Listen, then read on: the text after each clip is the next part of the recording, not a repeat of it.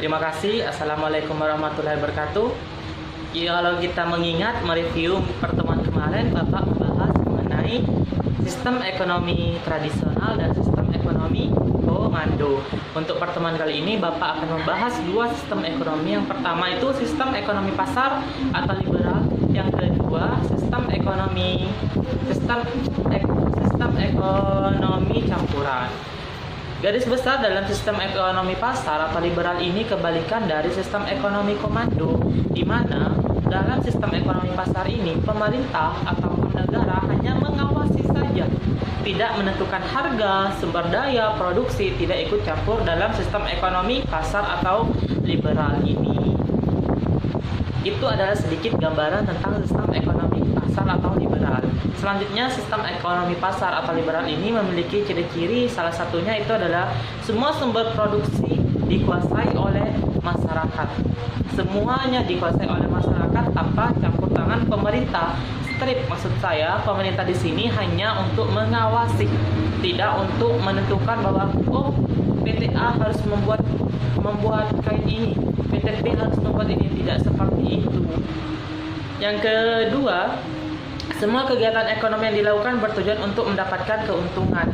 Jelas, semua kegiatan ekonomi yang dilakukan oleh masyarakat semuanya untuk mendapatkan keuntungan.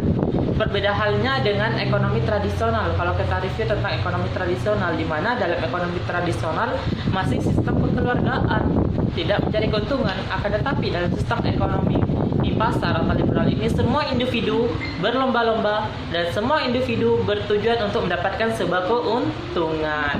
Yang C, terjadi persaingan dalam masyarakat.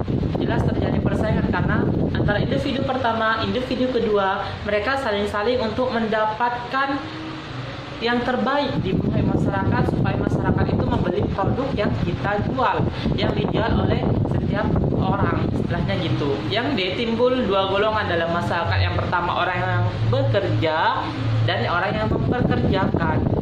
Ada orang yang mempekerjakan, ada orang yang bekerja. Itu adalah timbul salah satu ciri-ciri dari sistem ekonomi pasar atau liberal. Namun adik-adik semua, sistem ekonomi pasar dan atau liberal ini juga memiliki kelebihan dan kekurangan. Kelebihannya adalah menumbuhkan inisiatif dan kreativitas masyarakat dalam kegiatan ekonomi. Sangat jelas sekali, karena mengapa menumbuhkan inisiatif masyarakat? Karena yang membuat usaha, yang mau berwirausaha itu adalah masyarakat, tanpa campur tangan pemerintah. Pemerintah itu nggak ikut campur, cuman pemerintah itu mengontrol saja. Yang B adalah setiap individu memiliki kebebasan untuk memiliki sumber daya produksi. Setiap individu bebas untuk menentukan sumber daya produksi, bebas untuk menentukan dia mau menggunakan bahan apa, dia mau menciptakan produk seperti apa, itu semuanya bebas tanpa campur tangan pemerintah. Yang selanjutnya adalah munculnya persaingan untuk maju karena kegiatan ekonomi diserahkan dan dihasilkan memiliki standar dan mutu tinggi, karena barang dengan standar dan mutu yang rendah kurang laku dijual. Realita yang nyata masyarakat saat ini, terutama saya pribadi, kalau masalah barang yang kualitas atau mutunya tidak kurang bagus, sedikit peminatnya di masyarakat. Rata-rata masyarakat sekarang itu pengennya kualitas yang bagus dengan harga yang murah. Di mana-mana kalau kualitasnya yang bagus, insya Allah pasti banyak peminatnya. Yang terakhir adalah efisien dan aktivitas tinggi karena adanya motif untuk mencari keuntungan. Karena saling mencari keuntungan, saling berlomba-lomba mencari keuntungan, otomatis efisien dan efektivitasnya dalam membuat produk itu akan lebih tinggi dibanding tidak ada motivasi untuk mendapatkan keuntungan. Contohnya gini, aku harus lebih cepat bikin produk A dibanding ini, biar nanti banyak orang untuk membeli ke aku. Nah, itu adalah salah satu tips, atau itu adalah salah satu bentuk efektivitas dalam setiap orang untuk melakukan sebuah usaha, di mana motifnya dia pengen lebih cepat agar banyak pembeli datang ke dia, konsumen banyak datang ke dia, sehingga dia banyak mendapatkan untung. Itu adalah kelebihan dari sistem ekonomi pasar atau liberal. Selanjutnya Bapak akan membahas kelemahan dalam sistem ekonomi ini. Yang pertama yang adalah distribusi pendapatan tidak merata.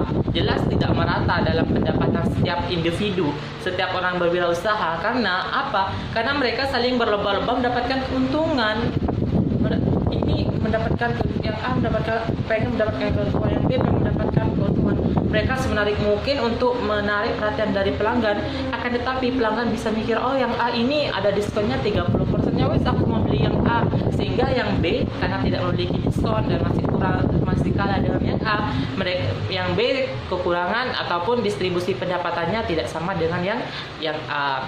Sedangkan selanjutnya pemilik sumber daya produksi mengeksploitasi para pekerjanya sehingga yang kaya semakin kaya, yang miskin semakin miskin. Sama seperti tadi bahwa dalam ekonomi pasar ini memiliki dua golongan, pekerja dan orang yang mempekerjakan. Rata-rata orang yang mempekerjakan itu pengen membuat sesuatu produk yang banyak dengan bahan yang bagus dengan harga yang tinggi, lumayan tinggi dan banyak diminati masyarakat. Tetapi pekerjanya tidak dikasih diskon, malahnya gajinya tetap, sehingga ini yang dimaksud dengan yang kaya semakin kaya karena banyak pembelinya, sedangkan yang miskin semakin miskin pekerjaannya karena gajinya sangat minim dan tidak ada pekerjaan lain sehingga dia tetap bekerja di situ, sehingga pendapatannya pun tetap seperti itu. Selanjutnya adalah sering timbul praktik monopoli yang merugikan masyarakat. Setiap orang yang bersaing, setiap berusaha yang bersaing, mereka pengennya hanya membuat sesuatu yang baru yang belum ada di masyarakat. Sesuatu yang baru atau yang belum tidak ada di masyarakat, cuma ada di dia, itu adalah salah satu bentuk monopoli. Sehingga dalam ini itu sering timbul terjadinya monopoli, hanya dikuasai oleh satu perusahaan saja, tidak boleh yang lainnya, istilahnya seperti itu. Yang selanjutnya adalah sering terjadi gejolak adalah perekonomian karena kesalahan pengalokasian sumber daya dan individu. Itu adalah sekilas mengenai sistem ekonomi pasar atau liberal. Bapak tadi sudah menjelaskan ciri-cirinya, kelebihan dan kelemahannya. Selanjutnya Bapak akan membahas sistem ekonomi campuran. Adik-adik, sistem ekonomi campuran ini adalah sistem perekonomian yang mengambil kebaikan dari sistem ekonomi kapitalis dan sosialis dengan tujuan untuk tercapainya